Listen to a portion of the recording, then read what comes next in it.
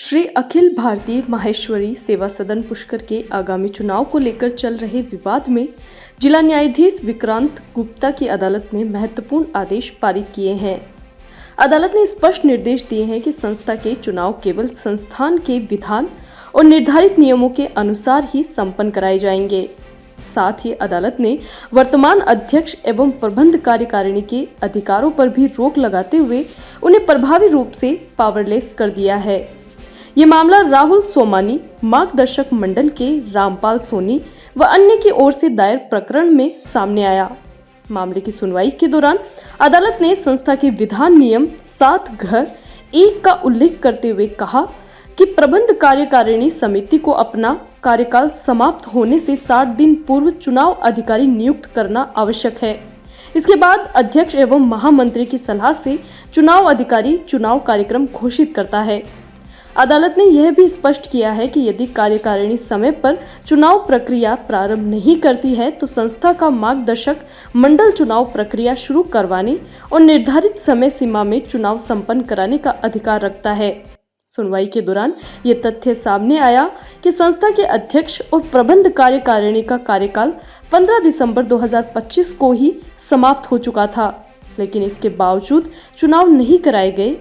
इसी को लेकर मार्गदर्शक मंडल एवं समाज के जागरूक सदस्यों ने अदालत की शरण ली थी और समय पर चुनाव करवाने की मांग की थी। अदालत ने अपने आदेश में कहा कि सभी पक्ष चुनाव प्रक्रिया को बिना किसी बाधा के नियमों के अनुरूप आगे बढ़ा सकते हैं।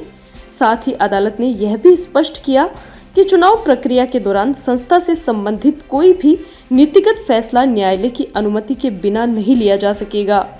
यदि किसी कारणवश नीतिगत निर्णय लेना आवश्यक हो तो उसके लिए पहले न्यायालय से अनुमति प्राप्त करनी होगी। श्री अखिल भारतीय माहेश्वरी सेवा सदन को लेकर है, जो चुनाव की इतने समय तक गहमा गहमी चल रही है, जो संस्थाएं तानाशाही करती है, संस्था के विधान को नहीं मानती है, उसको लेकर जो है कुछ समाज के जागरूक नागरिक जिसमें राहुल सोमानी व अन्य और जो इसके मार्गदर्शक मंडल के सदस्य हैं, उन लोगों द्वारा अदालत की शरण ली गई। उनमें से वो लोग हैं जो संस्था के चुनाव नहीं लड़ना चाहते और संस्था और समाज से वो सेवा भाव को लेकर जुड़े हैं, तो वो इस भावना को लेकर अदालत के अंदर गए कि सत्य जो है परेशान हो सकता है परंतु पराजित नहीं, क्योंकि सेवा सदन का मुख्य उद्देश्य यही है कि वे समाज के लोगों की सेवाएं करें, आम जनता को राहत पहुंचाएं।